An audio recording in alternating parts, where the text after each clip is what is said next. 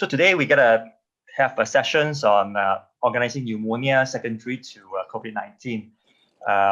So we're gonna have a few case presentations. Subsequently, we're gonna have our expert, Dr. Ashrikin, from the test physicians to further guide us into these topics. Okay. A very good afternoon. Lim Casey here, ID physician. Can everyone hear my voice and see my slides? Yes, we can. Yes. Okay. So I will start with two case presentations from Hospital Tawau. Okay. So case number one is a Madam N, 53 years old lady from Sampona with a comorbid of hypertension on treatment. She was admitted since 18th of October, almost a month now, and still in hospital now. Left side. Okay, so the diagnosis of admission was COVID-19 pneumonia with the RTK antigen positive, 100% grading. The history is a bit suspicious according to the patient. It's day one of illness, but what we realize here is they tend to present late because of their poor socio-economic background. And the category on the admission is category 4, requiring nasal prong oxygen 3 liter. She was admitted to our level 4 HDW, and the following treatments were started, including favipiravir, Dexa, interferon, Clexane, as well as Ketazine. That time interferon is still part of the practice. So between day 2 or day 5 of illness, actually we were able to wean off the oxygen very fast within a day, and she remained afebrile, CRP improved, ALC static about 1.6. The treatment that time is on Dexa 4 mg BD in addition to Favi. But however, on the late day 6, entering into day 7 illness, she complained of shortness of breath, SpO2 descent to 91, 93 under room air, requiring nasal prong oxygen 4 liter support. So CRP increased back from 13 to 89, ALC dropped from 1.6 to 1.7. And this was the repeated chest x-ray on the day of deterioration. As you can see here, there's a worsening ground glass opacity and consolidation, especially over the right lungs. So on the day of deterioration from room air, she require face mask 6 liter, CRP goes up further to 164, ALC a bit static. Therefore, from dexamethasone, we converted to methotrexate, 200 was given. In addition to that, the bedside echo actually show an EF of only 30% with regional wall motion abnormality. Therefore, anti-failure furosemide was given as well. Subsequently, she was escalated to high flow nasal cannula with the FiO2 of 0.7. With the high dose methotrexate, 250 to 500, we managed to gradually bring down the oxygen support to 0.7, 0.5, CRP from 203 to 94. ALC, we realized, is not a really good marker correlating in terms of correlation with clinical well-being and improvement. And the ferritins are quite high with 4,000. So there's pulse methylprednisolone were given on the daily basis. And as we can see, there's slight improvement in the X-ray on the day 10 itself. Subsequently, we did a HRCT on the day 11 of illness. We show diffuse ground glass opacity with the crazy paving patterns with perilobular density, especially on the left upper lobe, as well as cardiomegaly. So continue to improve until day 13 of illness, day 13 to 14, of which actually we went down to nasal prong. However, she desaturated, requiring Ventima 60 again. Unfortunately, we run out of CRP reagent during this period, so there's no CRP reagent, but we're maintaining with the prednisolone 40 milligram at this time. And subsequently, she required back the high flow nasal cannula, 0.7 on the day 14 of illness. And if you compare the X-ray again, the X-ray again worsened. You can see the patches of opacity here. So again, there's a secondary deterioration again on high flow nasal cannula 0.7. Unfortunately, we don't have the CRP to guide us this time, but the ferritin is more than 2,000. So we have to convert back to methylprednisolone at this time 500, as well as escalating to meropenem covering for superimposed bacterial infection, while continuing furosemide for the heart failure. So actually in between here, no reagent. The CRP was between 24.6, so in between no reagent until we got back the reagent is 96, so we are not sure how high was it, but the CRP went up in between. But even after the methylpred 500 and even up to 1 gram, then only the CRP continued to improve with the oxygenation continued to improve. Because there's a high cumulative dose of methylpred being given, so fluconazole were started covering for fungal infection as well. Subsequent, the x-rays are rather static, and she continued to improve until now. Now she actually is on nasal prong already, 1 liter, but she will descend whenever she exert herself. And otherwise, the lab parameters, the CRP is low, ALC static, ferritin now is about 1,300. And we are tapering slowly with the prednisolone, 50 milligram tapering. If condition allow, we are tapering every 3 to 5 days by 10 milligram. So this X-ray looks improved, but actually is a bit underpenetrated here on the day 22nd. So latest now actually is day 26, and she's on prednisolone of 40. Now CRP already becomes single digit. Okay, that's our experience here. In this case, after the initial improvement requiring face mask and emission requiring face mask, then she deteriorated on day 6 or day 7 illness despite on dexamethasone 4 milligram BD.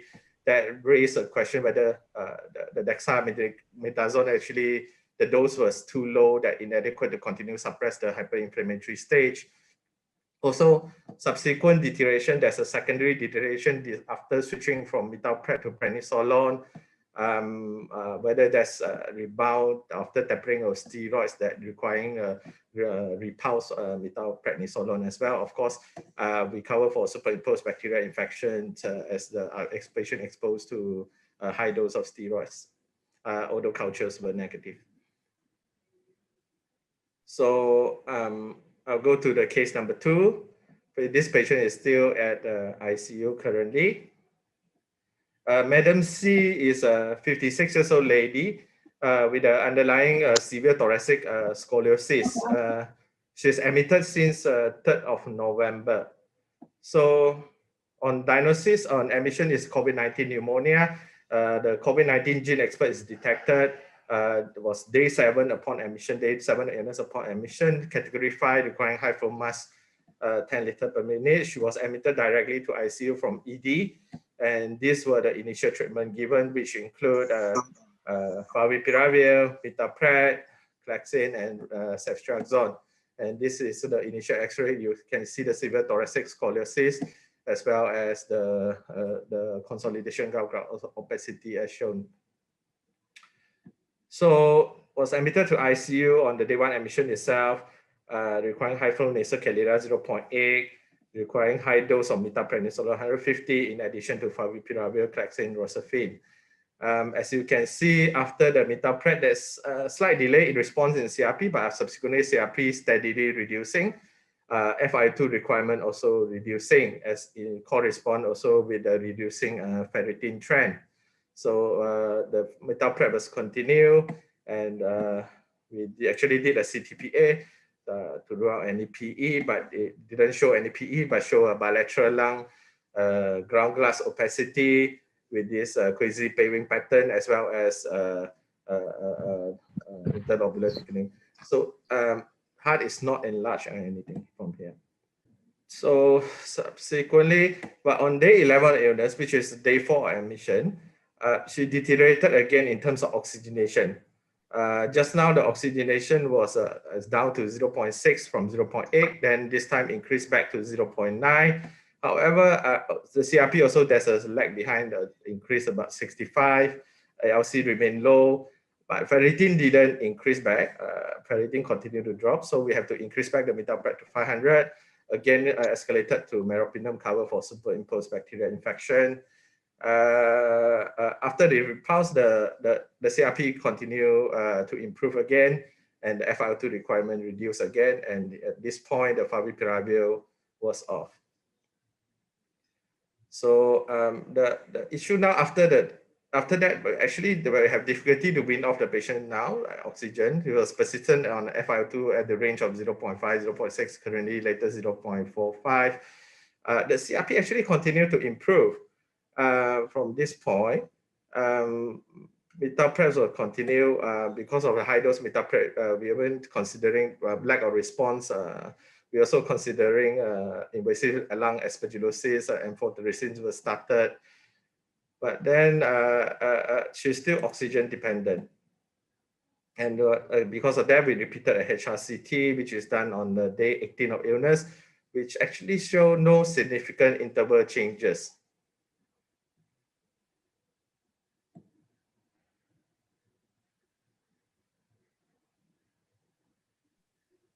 As you can see, the ground glass opacity.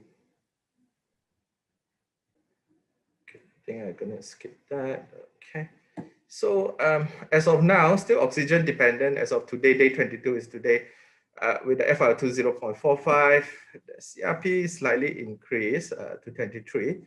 But as you can see, the ferritin increased back from 1,700, 2,200, 2,600, 3,700. That is happening despite in the presence of metoprep. And in fact, cumulative metoprep here is already 5 grams of given. Subsequently switched to prednisolone 60. Meropenem was off. So we have an issue here with the rising oxygen dependent. From the initial CT, there's no PE. Only the organizing pneumonia changes. Now, despite almost 5 grams of metoprep being given, the ferritin continues to rise. But otherwise, there's no other organ. The liver, kidneys are fine. There's no cytopenia, other markers of HLH being seen. So we are a bit stuck here now. So what to do next in this case? Yeah, that's open for discussion. Yeah.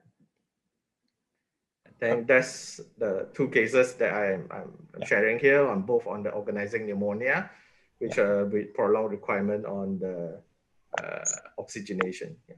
Thank you, Casey. Yes. Casey, going back to your first case, I realized that the patient's CRP is pretty high, or more than 200 plus. Am I right?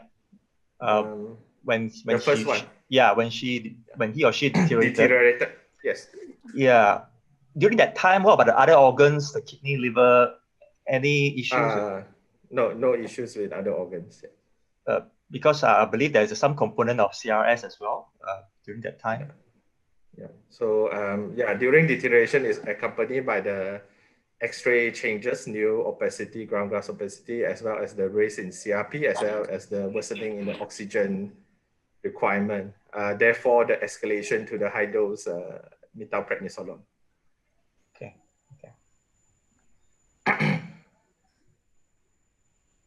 Lim, for the second case, what's the ABG? May I know?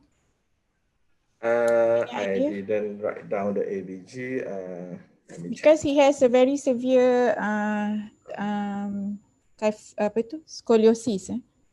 Correct. We may have a baseline ABG to begin with, because the patient with the thoracic cage abnormality, we would expect they would have a ventilatory pump failure at certain point, depending on how bad is the scoliosis. Looking at the X-ray is very skewed.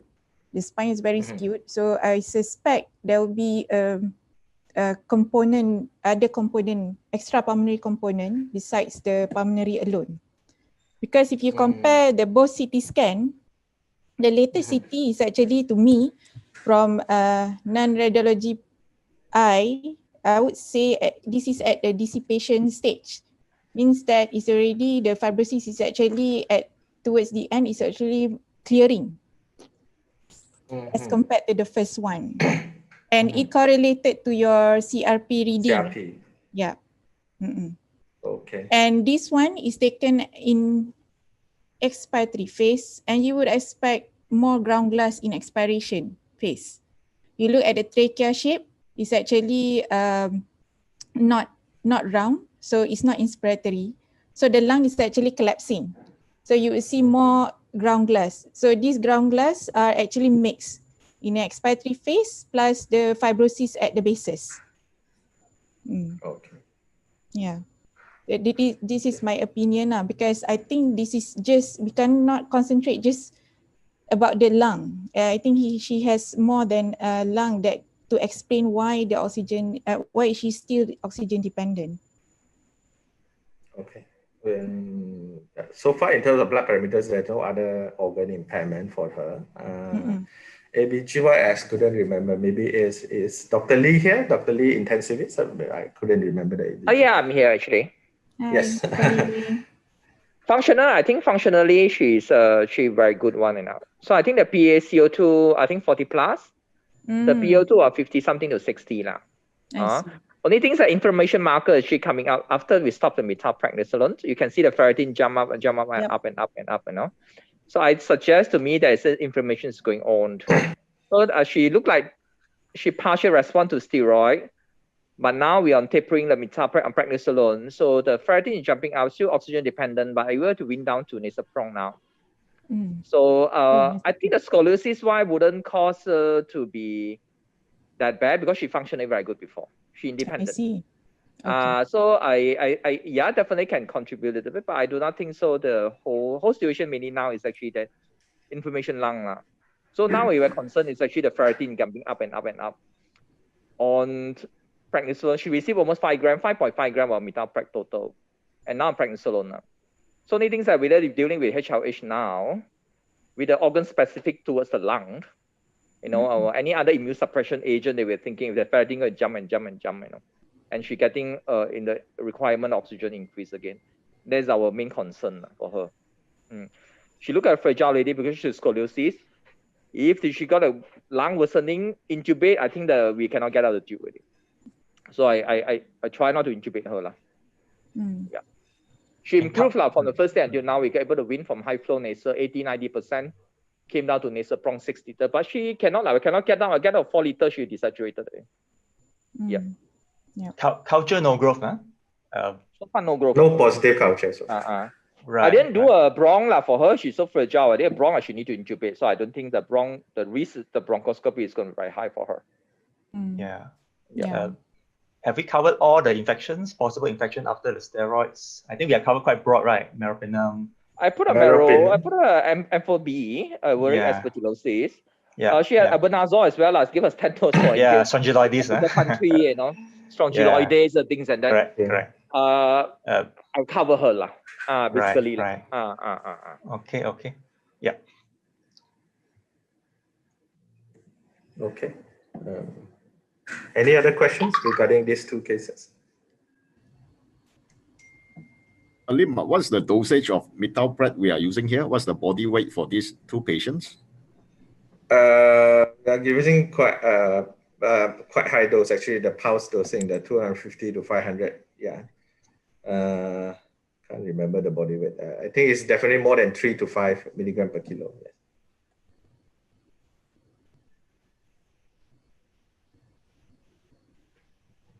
Okay, so if there's no other questions, I'll present my two cases from Hospital Duchess of Kent. We can always come back to revisit this case if there are any questions.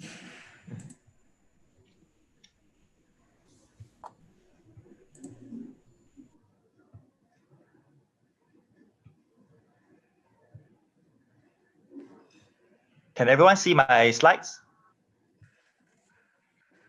Yes. Yes, okay. So I'm just going to share two cases from Sandakan. My two cases are actually a bit straightforward, not as ill as complicated like what Dr. Lim cases presented. So case one is actually a 65-year-old gentleman with underlying diabetes, hypertension, and underlying CKD as well. He's actually a very frail old man, presented with fatigue, giddiness, and pro-orientate for the past 3 days, and also has some exertional dyspnea. BP a bit systolic hypertension. Pulse rate 45. We attributed to his beta blocker. His blood sugar also a bit lowish, 4.1. Subsequently, also have hypoglycemic episodes. We also attributed to his medication as well because of the poor intake. He's afebrile, At rest, he's actually quite comfortable with respiratory rate of 20, SpO2 of 99% under room air. RTK antigen was positive 100%. So ALC was 1, and NLR was 3.66, CRP was only 1. Ferritin also quite low, 252. So pretty obvious that he's came in early with stage 2 disease, day 3 of illness in viral viremic phase with some warning signs of lethargy and ancestral dyspnea. X-ray to me, nothing much remarkable. So we are quite happy that he presented early, and then we observed him in the ward.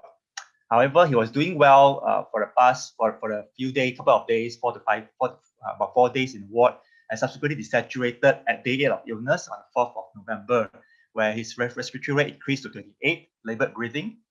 We have to give him oxygen therapy up to ventimass oxygen 40% with a PF ratio of 237.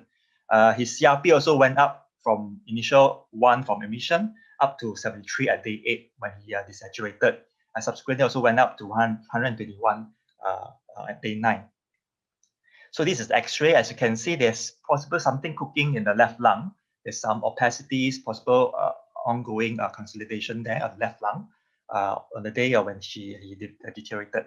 So basically, this is a chart that we're using in Hospital Duchess of Kent. We call it a COVID phase trackers. So any stage 3 and stage 4 patient, we'll use this chart to monitor the phase of the disease. So when he deteriorated at day 8, we think that he possible in early pulmonary phase, where the CRP was 73, ALC was still not dropping yet, 1.47, requiring ventricular mass oxygen, with a PF ratio of 230. But clinically, he looks comfortable. He's not in respiratory distress, despite requiring oxygen therapy of ventricular mass oxygen 40%. And the next day also, his CRP went up, as I mentioned just now, from 73 to 120. He still required ventricular mass oxygen 40%. We tried to wean him down from oxygen, but he cannot saturate beyond above 96%. So the next day, his condition still, I would say, still status quo. CRP is coming down with our DEXA that we started about 6 milligram BD from the day he desaturated. Our ICU colleague has kind enough to take him in because of his unable to wean off the oxygens, and he's actually old and frail looking. He potentially could have deteriorated further in our ward. So in the ICU, we have given him, we have stepped up the steroids to methotrexate 150 milligram daily for at least for the next 4 days. In the ICU also, he remains status quo with ventricular mass oxygen 40%, but he has some worsening renal failures.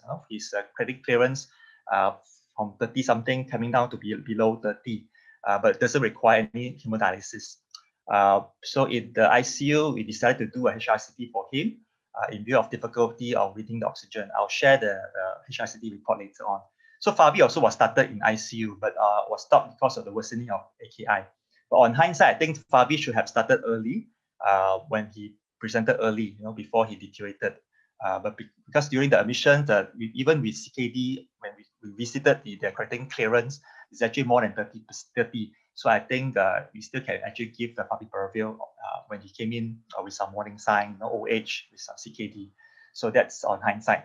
But he actually improved with our methotrexate 150 over 4 days. And subsequently, we managed to step him down to nasoprom oxygen 3 liters and discharge from ICU and bring him back to the ward. And he continued to progress well. As you can see, the CRP also coming down nicely with steroid therapy. Of course, it went up a bit and subsequently also came down to 26. All right. And also we covered with lazosanes, cultures remain no growth. D-dimer was positive. Of course, on hindsight, we probably would have done CTPA, but because of renal failure, that's why I think we decided to go for HRCT first to see anything before we explore on CTPA. So this is basically the HRCT at day 10 when he was admitted to ICU. The report shows typical findings of perilobular fibrosis, cause reticulations, particularly over the left lower lobe. Remember the chest X-ray that I showed initially when he deteriorated? There's something going on at the left lung. So HRCT confirmed that there's some left lower lobe consolidation with some arcade-like signs, in keeping with the fibrosing form of organizing pneumonia. I'm sorry, I think I didn't have time to upload the video. This is just a snapshot of the slides, the slides of the CT scan. Okay, you can see that the left lower lobes, there's a lot of consolidation going on, the possibility of some reverse halo sign. All right.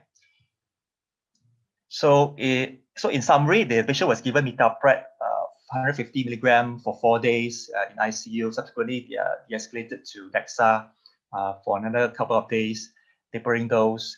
PAVI, as I said, we have started early. Tazo was covered, but no culture is remained no growth. We also covered him with vaccine 40 milligram daily. So in the ward, he remained well under room air, 92%, but clinically he's comfortable. Again, he's whenever this is a patient that whenever you ask him, do you feel, do you have any SOBs? He will tell you no, I'm comfortable. The next question he will ask you is that when can I go back? This kind of patient, where they are clinically very happy. We call it a happy hypoxia patients. And he is himself also not compliant to the nasal prong oxygen.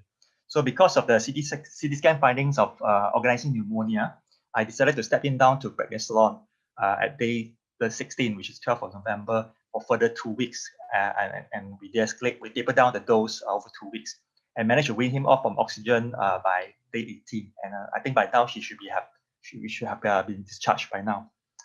All right. So another case, this is a slightly younger patient, 40-year-old man, hypertension, but obese.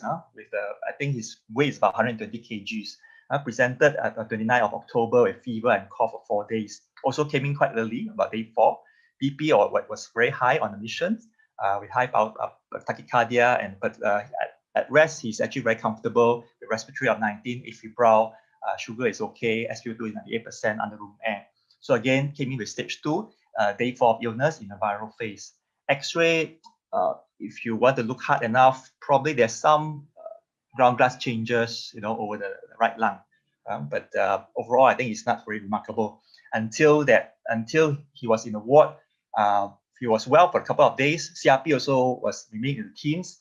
Until day 9, on the 3rd of November, he started to desaturate under room air, 91 to 92%. We have to put him on nasal prong oxygen, 3 liters, and started him on DEXA 6 milligram TDS because of his obesity. So we have decided to give him a higher dose of DEXA instead of 6 milligram daily. As you can see, the CRP also went up from 56, 68. Ferritin also creeping up to more than 1,000. So his PF ratio is not so great, 172. For the next 3 days in the ward, after he desaturated, we managed to keep him at least within 2 to 3 liters of nasal prong oxygen. Okay, maintain PF ratio above 200. Again, he's another patient who tell you that I'm okay, I don't feel breathless, except that when he moves, he probably will complain of some exertional dyspnea.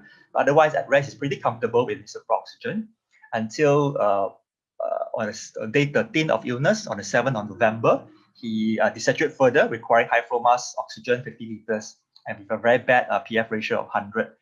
So this is the time that we have to send him into ICU. And our ICU colleague has started him on methotrexate 150 milligram daily for another 4 days. So you can see that he actually progressed well, improved with the methotrexate 150. By day 16 of illness, we managed to bring him out from high flow mask, change him to nasal prong oxygen 6 liter, and subsequently transfer out from ICU. And the CRP also coming down very nicely with the steroid therapy from 69 coming down to 10 and eventually become 2. All right. Of course, he was given favipiravir initially. So this is the progression of the serial. This is a serial chest X-ray of the patient. You can see there's some consolidation happening, especially in the lower zone, but it's bilateral. As compared to the first patient I presented, it's more of the left lung. These patients are more of the bilateral lung consolidation, mainly at the lower zone. So we also did a CTPA for this patient because we also suspect pulmonary embolism as well because of the sudden deterioration requiring high flow mass, oxygen, very bad PF ratio, and he's clinically very obese. So CTPA actually didn't show any pulmonary embolism, but shows a diffuse ground glass appearance, consolidation, and also again this bilateral lung perilobular fibrosis and cause reticulation consistent with the fibrosing form of organizing pneumonia. All right. So this patient was doing well in the ward.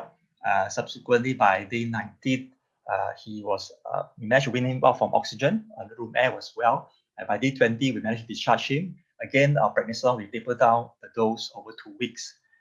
We decided to see him back after 2 weeks in the clinic and plan for HRCT after 3 months. I think we also ordered a lung function test as well to see how he is during the follow-up. Okay, so this is a 2 case. So these are written, which before I go on, any question regarding the 2 cases I presented?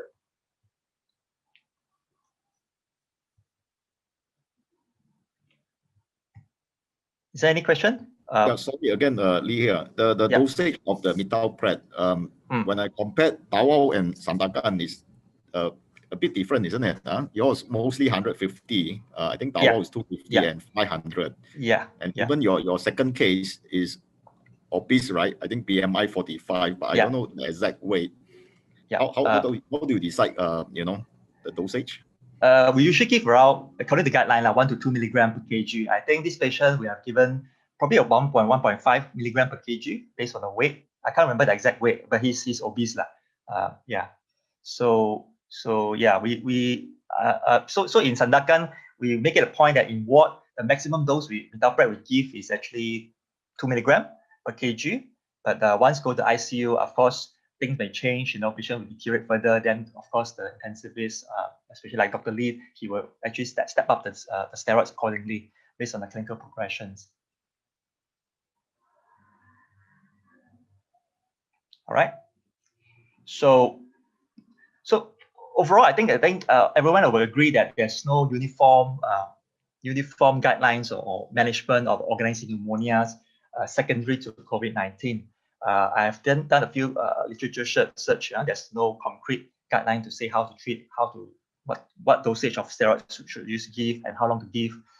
So I looked through a few case reports and I found these two case reports from Japan, in a hospital in Japan, where the description of the patient and the progression is almost similar to my patients.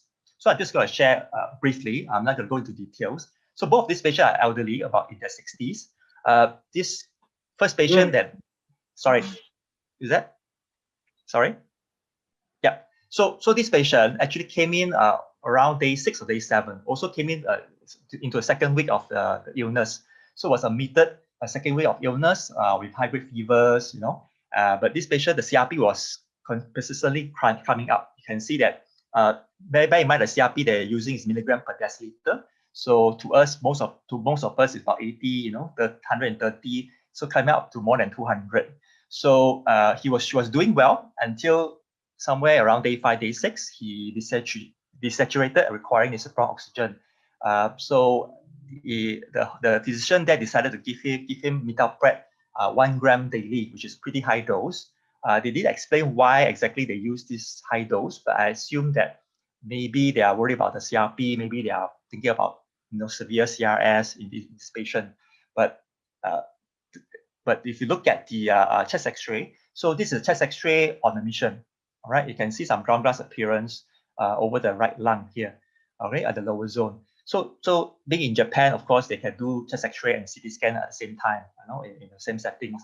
So this is a CT scan on admission. You can see some ground glass appearance, something brewing there on the right lungs, even on the left lung as well. So this is this is his X-ray on the day that he deteriorated. You can see the right lung actually getting worse. The consolidation is getting worse,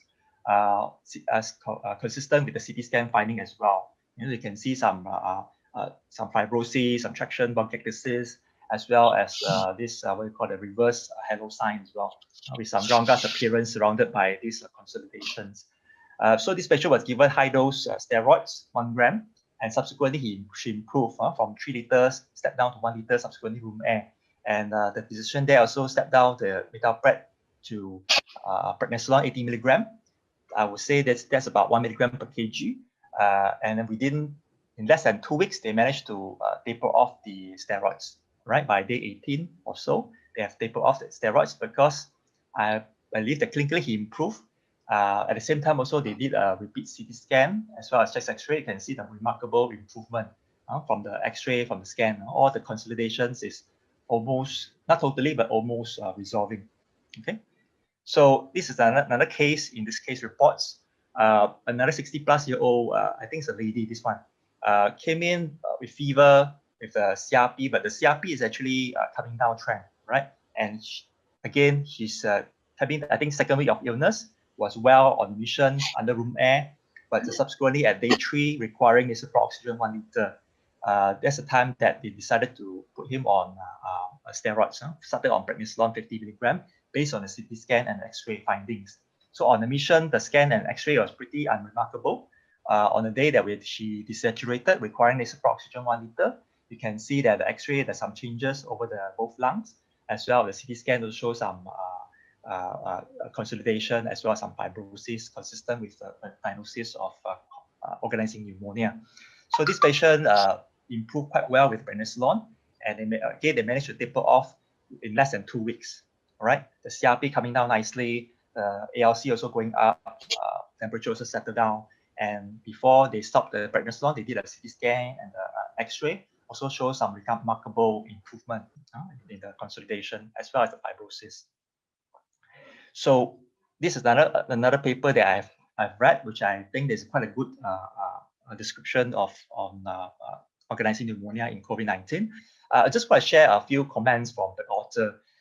So the author actually have some concern regarding to the recovery trial protocol, which we're using 6 milligram dexamethasone daily, which he deems to be pretty low dose, especially when you consider that organizing pneumonia has high prevalence in patients with COVID pneumonia. So I think that our decision to titrate our steroids based on the clinical progression, use high dose of steroids if the patient is came in very late, came in very ill.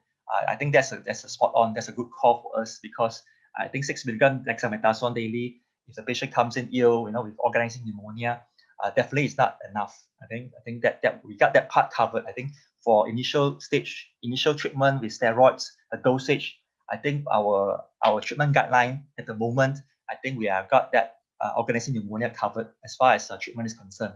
So the next question is about durations, and how long should we give the steroids after patient recovered from COVID-19?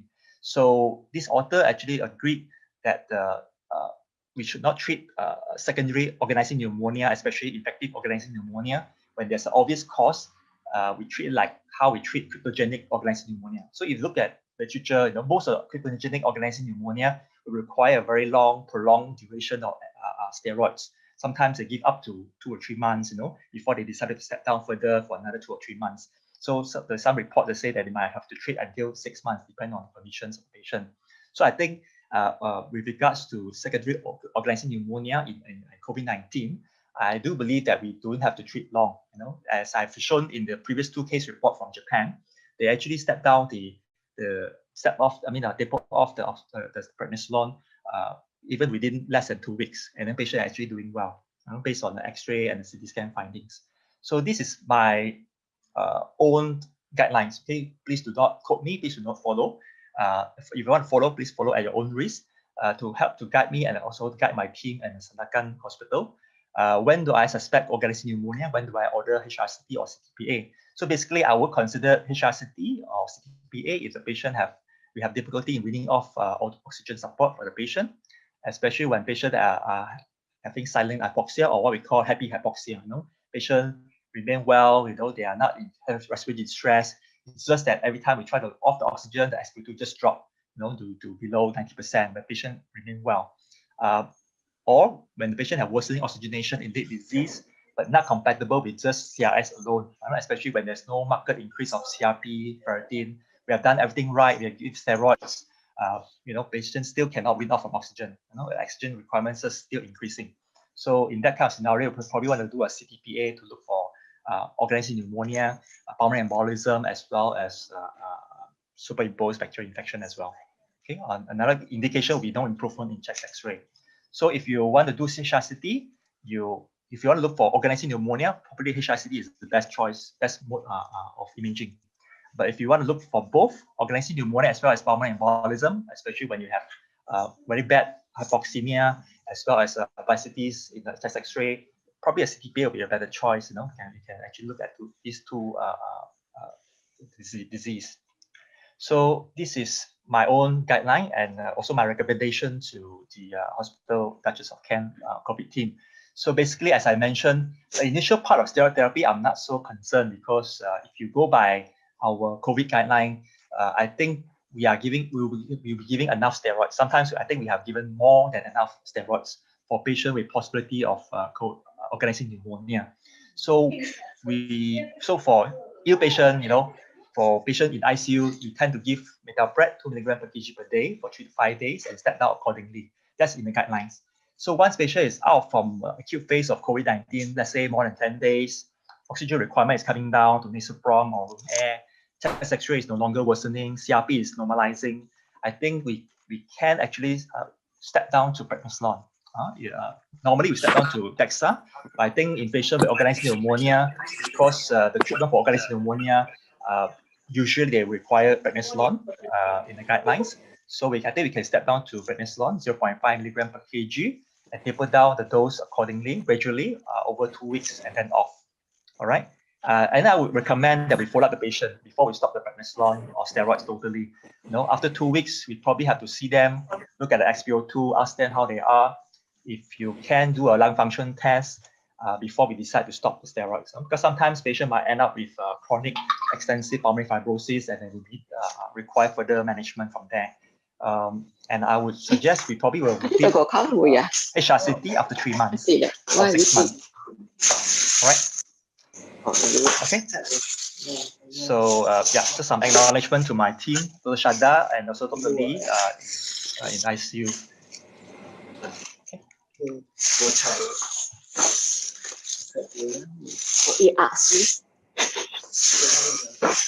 Okay.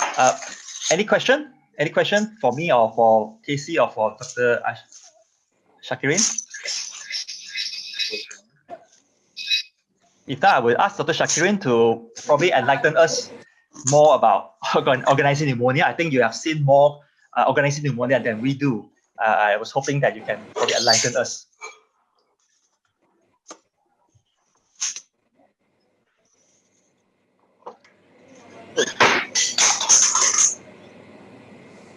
Dr. Shakirin, you have the floor. All right, okay. So thanks, Stephen. So I'm going to talk on COVID-19 organizing pneumonia. It's something that I never managed before. So now basically sharing some theory that I read from the literature and also experience, limited experience. Yeah? So about organizing pneumonia and COVID-19 and how do IPR follow up? So what is OP? The first thing, it's a process of pulmonary tissue repair. Yeah, it is not a diagnosis. So it's a process that could be due to either idiopathic or secondary to lung injury. So there are many etiologies that could cause lung injury. And OP also described as a pattern. So you could actually see in a radiologically description organizing pneumonia and also histologically a description of organizing pneumonia. And histologically of OP is also associated with other lung diseases such as vasculitis, lung cancer, and also other interstitial lung disease. And this need to be distinguished based on their clinical presentation and radiological features, and that will determine the prognosis. Histological data was a standard, gold standard to diagnose in previous. Dr. Shakirin. Yes? Hello? Okay, but radiologically so far now, because we have the ability to get a high resolution CT, and this is far utmost important. And with the available clinical data, we could actually diagnose even without biopsy. And these are the etiologies of secondary organizing pneumonia. So in pertaining to our topic is due to the viruses. So there are many more of etiology that need to be considered. So in my day-to-day practice, because my special interest is interstitial lung disease, so what I see are from this part, organizing pneumonia due to tumor or interstitial lung disease, connective tissue disease, and also drugs complication. So there are many patterns of OP on radiology. So you would see a lot of various patterns and it's been described as such what I've listed here. So these are the pattern of OP. So you could see all this in a COVID-19. So it's a mixed pattern. So as for instance, this first picture, which showed as perilobular consolidation with the arcade-like pattern. And you could also see a subpleural consolidation here. And also some of it is a band linear of consolidation, which has a traction bronchiectasis. So they are actually acute form and also chronic towards the fibrosis stage of organizing pneumonia. And the treatment. So I'm talking about treatment for organizing pneumonia in general. So if it's due to secondary cause, if it's due to bacteria or viruses, we treat the underlying bacteria and virus infection, and followed by steroid if required. And if it's due to drugs, we terminate the drugs and observe. If the organizing pneumonia changes, not getting any better, then we suppress with steroids. However, in the cases that I see usually due to cryptogenic or interstitial lung disease, so what we do is actually we use corticosteroid. So that is the current standard of treatment. The only thing that is less certain about the ideal dose and duration for complete healing. So complete resolution. So some authors would say that complete resolution we'll see after many weeks, but didn't state exactly how many weeks. But the response is very impressive. And the only thing that I could actually, perhaps the theory in what we see in cryptogenic organic pneumonia or underlying autoimmune disease, maybe can be applied in COVID-19 because we use very high dose of steroid. But these are from few papers stated that they use oral prednisolone up to 1.5 milligram per kilo a day. But if you calculate this, if let's say your patient is 60 kilos, so that can translate about metipred about 72 milligrams. So it's still considered low dose as what you are using it now in ICU. And relapses are quite common, but these relapses are seen more in a cryptogenic organizing pneumonia, not that we see in a drug due to drug causes or infection causes. And other immunosuppressant can be used cyclophosphamide in cases that refractory case of organizing pneumonia, usually cryptogenic or underlying myositis of organizing pneumonia. There are cases reported using rituximab, and other immunosuppressives such as mycophenolate, azathioprine, cyclosporine also being described. And the duration of treatment, as what Stephen said just now, it can be up to 12 months, sometimes even up to 2 years, depending on the clinical response of the individual. So this is the proposed therapy. So I just want to highlight what they use for connective tissue disease is higher dose of steroid. So if you look at the metipred dose, is 1 gram per day for 3 days and followed by oral prednisolone. So once you use a high dose prednisolone, a high dose of metipred, the oral prednisolone could be actually up to 0.5 milligram per kilo a day, not more than that. Okay, and they are also using cyclophosphamide as well, up to 2 milligram per kilo a day, depending on what is the availability of the medication in the hospital. Some even use parenteral cyclophosphamide, depending on what criteria or what standard are you using, whether you are treating vasculitis or also renal lupus. So COVID-19 and lung. So they started off with when they studied an autopsy which showed acute lung injury. So primarily showing exudative phase of diffuse alveolar damage. So DAD, again, is not a diagnosis, is a histological description. And minority actually displaying the organizing or proliferative phase in this cohort of 21 dead patient of COVID-19. So what have they seen actually?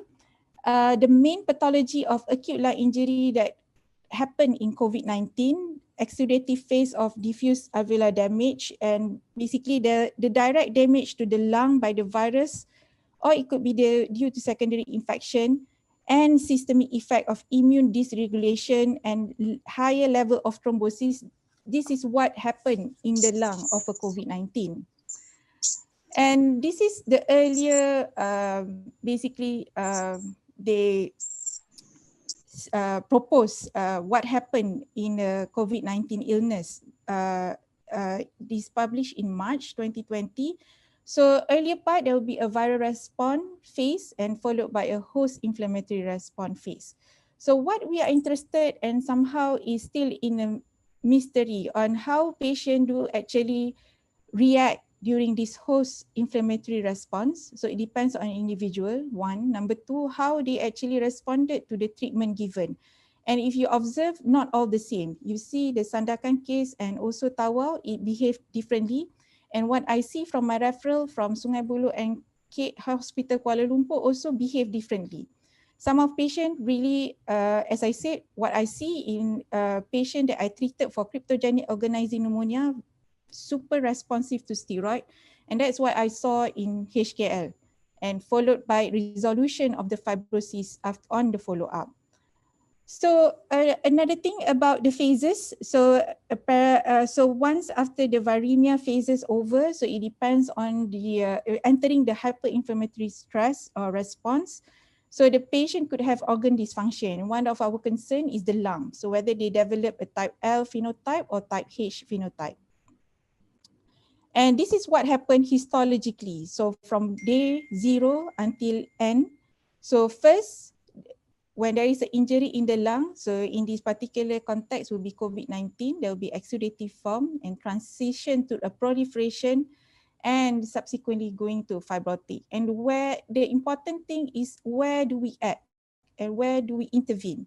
And this actually process can be actually go on its own without intervention, but apparently patient will have will end up with a complication which is lung fibrosis. So we may need to intervene earlier as in this transition period. So during the viremia phase, going to the inflammatory phase. So that's the reason why the monitoring of CRP and ferritin is being done.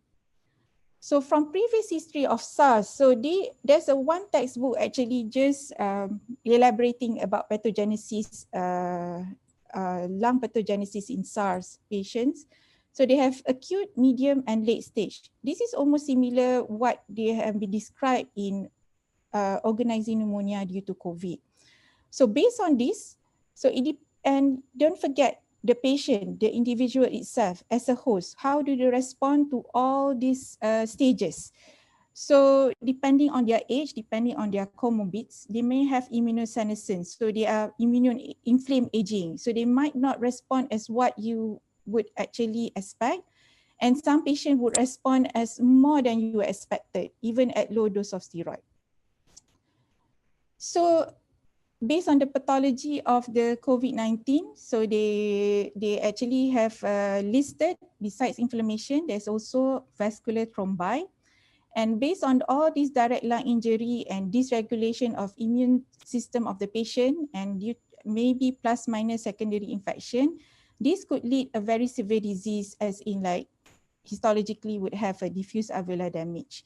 And through phases, according to the day, so you would expect at this stage, they will have 0 to 1 up to 7 days a week. Then this is the phase that, a crucial phase whereby there is a viral and also inflammation at the same time. So you might want to start the steroid earlier at this phase and depending on the CRP level, and followed by organizing phase, in which when you do a CT scan, you will see so many patterns as what we see.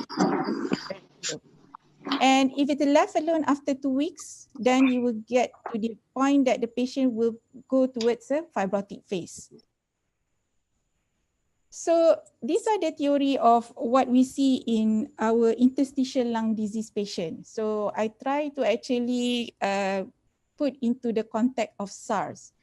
So in a SARS-CoV-2 induced lung injury, so you have a cohort of patient, and mainly the COVID-19 patient, the severe one, share as the similar comorbid demographic data as what we've seen in our idiopathic pulmonary fibrosis cohort of patients. So IPF is a patient who developed fibrosis unknown disease, and it's a progressive type. So old age, male, former smoker or smoker, and with comorbidities. So what happened? The virus altered the alveolar capillary microenvironment, and it goes to the it caused a hyperinflammation due to the cytokine storm syndrome, and also dysregulated release of all these enzymes, which actually can promote fibrosis, and also angiogenesis respond to a release of all these markers. So following all these three process, it become a fibroproliferative reformation of provisional extracellular matrix. And this is when the thing about, I'm talking about the host response. So it depending on the host. If the host is premorbidly has a good lung, non-smoker, so they're able to resolve and remove the extracellular matrix, and they resolve without fibroproliferation sequelae. However, those who are actually being observed to have a permanent fibrosis, or in fact developing interstitial lung fibrosis, those hosts are actually the one who has a lack of response. Usually we see in elderly, and they will have a residual fibrosis with pulmonary dysfunction. So radiological finding in COVID-19, what they see more of ground glass, and also they see reticular and consolidation. When we talk about reticular, it means it's fibrosis. So this is another study looking at the role of imaging, and they studied most of the pattern of frequency of pattern that found in a CT finding of COVID-19 patient. And you see more ground glass, consolidation, all this actually has been described as in a pattern of organizing pneumonia. And the stages that you see radiologically in COVID-19, so there are super early stage, as what Stephen showed in a patient, perhaps the two Japanese patient. So they managed to do a day 1 HRCT. You could see either very early or at early stage, and they can progress to rapid stage at day 3 to 7. And at 2 weeks, you could see more to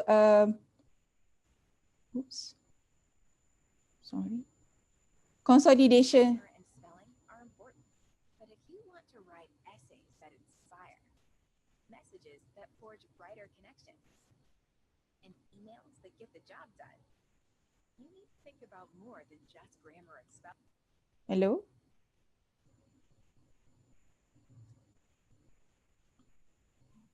So there will be a consolidation stage after 2 weeks of clinical symptom, and dissipation stage after 3 weeks or so. So the one that the Lim's case on the second one, the second case, and on the second CT, I suspect he's already at the dissipation stage. So histopathology of organizing pneumonia, especially those presented with acute lung injury or acute respiratory distress syndrome, so they have diffuse alveolar damage histologically. And other histological patterns that seen are acute eosinophilic pneumonia or acute fibrosis and organizing pneumonia and diffuse alveolar hemorrhage. And these are what happened during acute proliferative phase. So what we see here is actually a lot of alveolar edema, and this is the stage at the organizing phase or diffuse alveolar damage, that what you see is actually expanded by a fibrosis tissue. So the difference between organizing pneumonia, what we see in connective tissue disease or cryptogenic, comparing to the organizing DAD or stroke, acute lung injury or ARDS, so more patchy bronchiocentric, and there will be intervene of a normal lung parenchyma, and basically there will be interstitial change are really mild as compared to those who are coming with acute lung injury. So they are more diffuse, and normal lung parenchyma is pretty uncommon to see, and there will be a lot of fibrosis. So this is the phases that we've talked about earlier. So the treatment now, so this is courtesy from the PowerPoint of IDT when I listened during my 2-week stint in Tawa Hospital. So during early pulmonary phase, as what we actually theoretically see in the patient actually has increase of inflammatory response. So the steroid use starting from here, and followed by according to the CRP level and the ferritin and also the oxygenation level of the patient, then perhaps we might actually step up the steroids. So these are the doses of steroid that has been proposed. And the recommendation nowadays to use dexamethasone, I do not encounter any recommendation actually using a high dose metipred as what we use in our connective tissue related organizing pneumonia. And followed by meta-analysis of systemic corticosteroid in critically ill patient with COVID-19, which shows majority actually has favor steroid use. And it has benefits in all-cause mortality in 28 days with less serious adverse events. So the prognosis of ALI or some cases of DAD, somehow they gradually resolve. And the continued interstitial fibrosis with architectural remodeling and progressive respiratory may compromise. And among patients who survive, most will experience some degree of residual functional impairment. And this is what has been proposed for follow-up of patients with COVID-19 pneumonia. So they propose to review after 4 to 6 weeks, perhaps it's telephone consultation. They only do the chest X-ray radiological follow-up after 12 weeks, which is 3 months after discharge. And then we'll consider a CT scan if the X-ray doesn't show improvement and follow up with that. So I just share with about 2 cases that I follow up in IPR. So this is a man, 68-year-old, intubated. He received dexamethasone. I don't have the detail of the dosing and the total what he received, but the metipred he received is about 500 milligram one dose. And after first dose of metipred of 500 milligram, he was able to be extubated and was on trachea, if I'm not mistaken. And but he developed complication which is upper GI bleed, so the metipred was terminated. So what happened in the lung? Sorry. So this is the 4th week of illness when he was in ICU. So you could see pleural effusion and a lot of ground glass and subpleural involvement, subpleural sparing of the consolidation. And this is 6 weeks, so technically it's about 2 months plus after COVID-19, and he's on trachea under room air. And there is a complete resolution of the, almost complete resolution of the ground glass. So he's now happy back in Perth doing gardening from what I managed to get the updates from the patient. So case 2 is 73-year-old man, former smoker, so intubated for 9 days. I do not have his steroid history. So extubated, discharged home, but readmitted because of breathlessness on exertion. So he was transferred to IPR for further management. So when I saw him, he has persistent vacro sound like on auscultation. So when we listen to a vacro type or quality of lung auscultation, that means a fibrosis. There is a fibrosis on the lung. So his FVC is 51, so normal is we take it 80% and above. So he lose about 30% or so. He did not desaturate much because her walking distance is about 120 meters. So bear in mind, he was intubated 9 days, 73. So he has a lot of deconditioning. But his PaO2 under room air is about 76. So this is his chest X-ray, and this is his CT scan. So 4th week and subsequently. So this is a permanent fibrosis with a traction bronchiectasis. And this type of fibrosis wouldn't go away. So we discussed and we diagnosed him as he has an idiopathic pulmonary fibrosis. So our hypothesis, he has a lung fibrosis to begin with before COVID-19, and the COVID-19 accelerated the lung fibrosis and become more pronounced now. And currently he's on antifibrotic treatment and now happy without oxygen support. So the follow-up in IPR, we started in June. It's a referral from HKL and also Sungai Buloh, but I received only about 14, stage 4 and 5. So majority are mean age about 62, so quite elderly and male. Former smoker, about 4 patients out of 14, and majority has comorbidities, about 12 over 14. And after third month, I saw them. So the lung function read at more than 50%, but 5 of them has actually normal lung function. And of 6 out of 14 has an improving HRCT, means that what we see is improve is the one that I showed the first case earlier. And one with the diagnosis of idiopathic pulmonary fibrosis, the case 2, and another one still under observation because lung auscultation, there is a persistent vacro sounds. And all not requiring oxygen therapy after the third month of discharge. So the follow-up in IPR, what we did at 3rd, 6th, and 12th, we ask symptoms, we do spirometry, plus minus DLCO, minute walk test, and HRCT. So the intervention, mainly we do pulmonary rehab, assessment whether they need oxygen therapy. So basically we do a 6-minute walk test and also ABG under room air, and to decide whether they need antifibrotic treatment if only indicated. If the lung fibrosis persists and they becoming established interstitial lung fibrosis. And what were evidence in the past, SARS shows that fibrosis was seen about 62% in a symptomatic SARS patient after treatment. And actually, if you look at the long-term study, there were actually greater extent of recovery within 2 years after rehabilitation. And most of the patient, the lung function spirometric measurement were normalized by 6 months, but of course with low carbon diffusion capacity in 12 months follow-up, but this is due to various reasons. And then the SARS survivor, it seems that the exercise capacity was rather low as compared to the normal population. So they need more rehab. Rehab doesn't mean that just the breathing exercise, but also the upper limb exercise and the lower limb exercise as well. So that could come into account that to be a holistic recovery. So you should also target the muscles as well.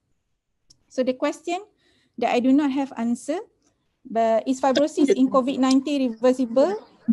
Yes and no. Does treatment is preventing or reversing the dynamic remodeling fibroproliferative or remodeling process? The therapeutic intervention is to aim to reverse or arrest or slow down the process. But what therapeutic agent would be the best?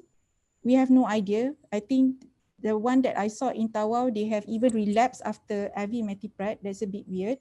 What is the therapeutic dose again, we're still not sure, and how long to give. And I am in the same opinion of Stephen, because this is a secondary OP and the cause is infection. Once the infection settles, all the inflammation will be arrested with a short course of steroid, then you can actually tail down the steroid within a shorter period. It's not the same as what we see in a cryptogenic organizing pneumonia or connective tissue disease pneumonia, whereby the autoimmune still attacking the lung. So it may not be the same in what we see in cryptogenic OP. That's all. Any question?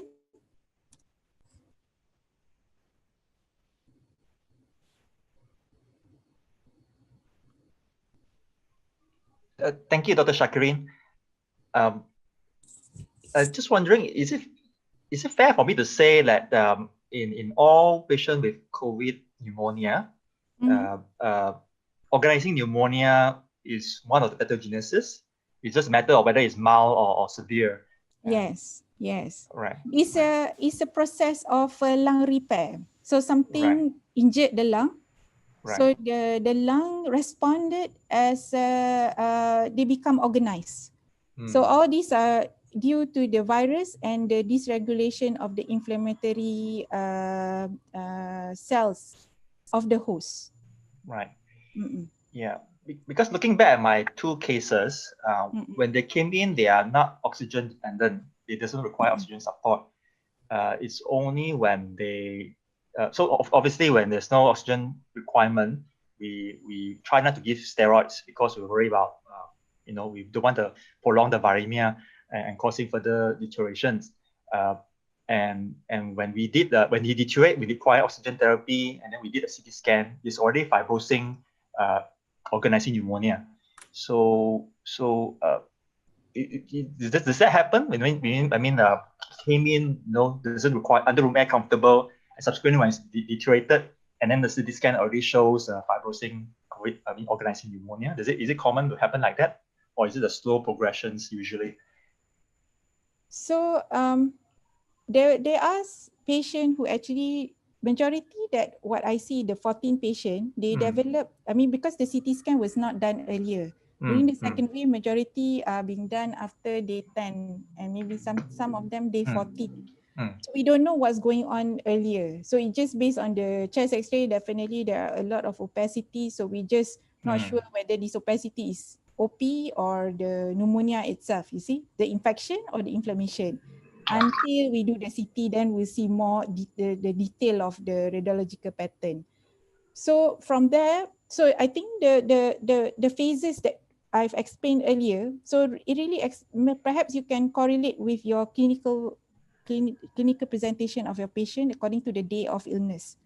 So provided if the day of onset of symptom is given correctly, because when I was in Tawau, majority of the patient, the day of illness is unreliable. So some of the patient, we take it as the day one is the RTK positive, you see, but they came very bad already with the chest x-ray with changes.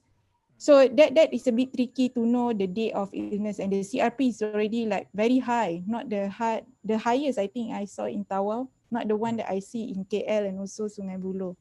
Right. It's a bit peculiar, and they are not really steroid responsive as what we see in what we saw in HKL. Yep. Yeah. But and I'm a bit worried giving a prolonged steroid after extubation and they are already room air. Just try to bring down the steroid as quickly as you can. You don't have to prolong up to 3 to 6 months. It's not the way that we treat as in our cryptogenic and also CTD related OP.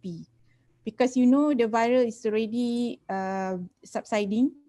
The main cause is already being treated. And then this is just the residual inflammatory response that you just need to arrest with the tapering dose of steroids. The tricky part is actually when they are still intubated and they're not responding as what we would like to lah. I mean, basically we can't able to wind down the oxygen.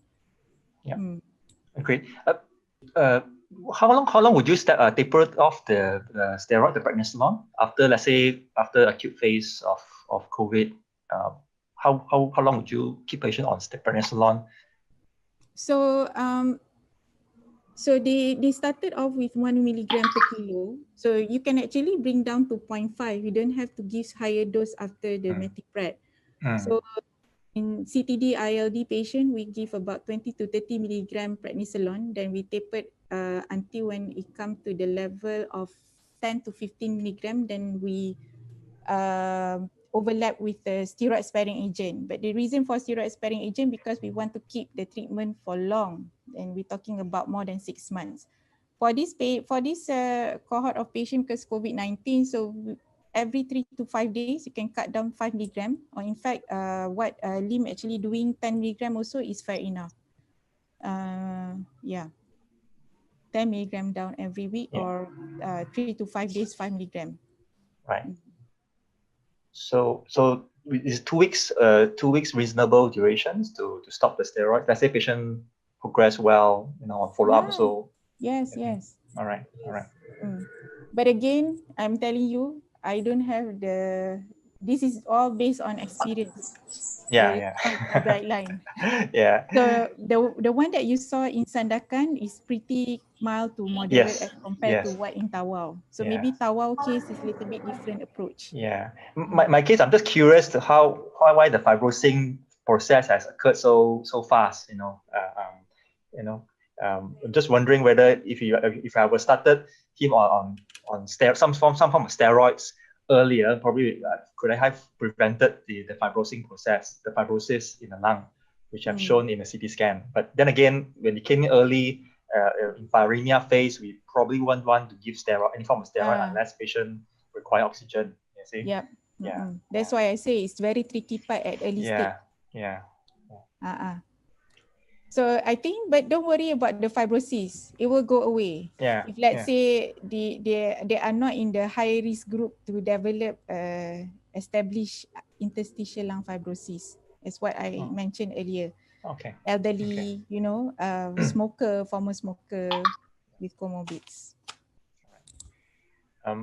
Is there any other questions for Dr. Shakareen? Sorry, Shakareen, this is Yasmin here. Yes. When the CRP is high and the hyperinflammation drives the lung damage, sometimes we have a game plan etched out lah. But there are very small number of patients, 1 or 2 patients that I have seen that go on to develop very early consolidation. Of course, I don't have a serial CD scan for me to know whether they're developing fibrosis or not, but they sure do behave like that, that they get intubated and stuff like that. And the X-ray does show a typical COVID-like progression. It would be nice to actually have serial CTs for these patients. And the inflammatory markers are never high. I'm talking about all inflammatory markers. I'm talking about ferritin, I'm talking about CRP, I'm talking about even D-dimers. They're not high at all. I'm just thinking out loud whether it's not just COVID driving it. It may be like how you mentioned, maybe they already had a predisposing autoimmune. They have maybe they have a pre-existing interstitial lung disease before COVID that never discovered. These are young patients, These are yes. They can develop idiopathic non-specific interstitial pneumonia, other form of ILD that could happen in young patients. Right. And if it's other form of ILD, your starting dose of metapred will be very high lah. Yeah, other form of ILD, usually we will give 500 milligram to 1 gram. That should be the starting dose. This is a context of cryptogenic or underlying autoimmune disease. And probably just COVID drove it. Yeah. Okay, thanks.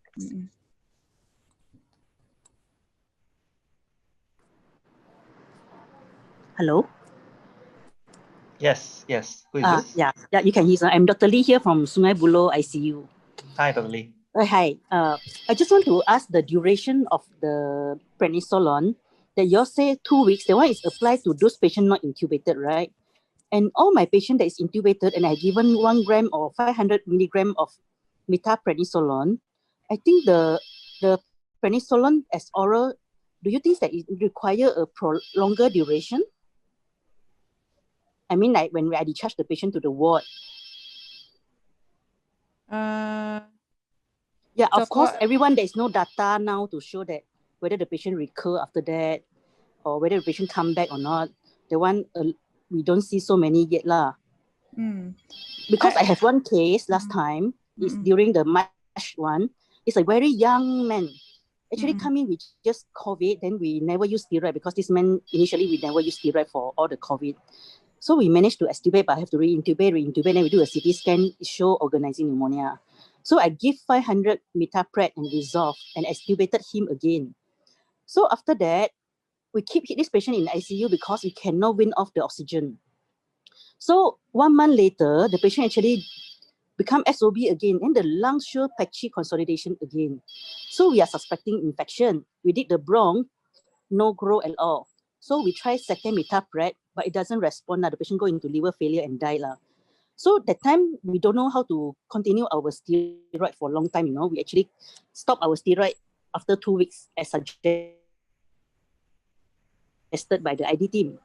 So we stopped at 2 weeks. Then after that, it's recur again. So I don't know how long, what's the duration that we need to continue? And we don't have any guides for this. That's very basically is depend case to cases. Yes. So there's no specific guideline, doctor. So what I received from the referral, so the patient has been the prednisolone has been tapered in the ward and going to my clinic. So I roughly within 1 or 2 months they already out of steroids. So 1 or 2 months lah. Yeah, 1 or 2 months. All right. So that's why I don't know whether the ICU cases we should actually give longer to prevent it to recur again because they are so severe. Whenever I see the patient myself. Yeah. Okay. All right. Maybe next time you can share more experience with us when you follow up the patient. Yeah, it's very interesting to know. Thank you. No problem. Yeah, I just want to add. I think yeah, that's why it's very important for us to, because we have no clear guidelines. I think if when we want to stop steroids, stop prednisone, it's good that we follow up the patient and see how they really are. Yes. During the follow up, if they're not doing well, FiO2 is not great, lung function test not great, or X-ray is still bad, you probably won't stop steroid from there. I think at this point of time, what we can do is, as Dr.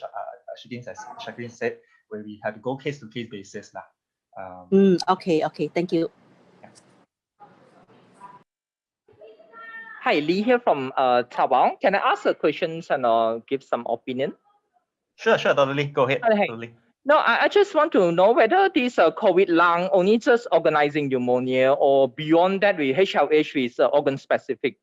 Because like organizing pneumonia, occasionally we have seen, in the ICU, we've seen number of cases, before COVID, they respond to steroid, but they don't get this high ferritin, very high ferritin and high CRP. Occasionally they get a 70, 80 CRP, but don't go at 300 and 400 sound CRP, But in COVID, we have seen this kind of patient. And especially that if you start the dose very severe one, you put in a low dose steroid, they might not work. And you get a bit higher escalated doses of steroid, actually you're able to come down to FR2, and the ferritin came down beautifully. But when you start the tapering the steroid, we have a few patients in Taiwan. One is tapering the steroid, you will know that the ferritin is going to start becoming up again. Start jump up, from less than 1,000, it start to be 2,000, 3,000. And FR2 requirement, sometimes they will start to be escalate back. So I'm thinking, is that just organizing pneumonia or beyond that? And the steroid usage, I think probably will have to individualize in certain patients, might not have a standard things, they are probably a different pathophysiology that happening in COVID lung. That's what, when we clinically we'll see they really behave differently. Certain patient we will have quite a bad lung, but the inflammation marker is not very high. But certain patient just very high inflammation marker, and you get a bad lung as well, and they are responsive to steroid. But once it starts tapering off, they will start to be deteriorated again. There's any opinion from other people or experience want to share? It would be good then.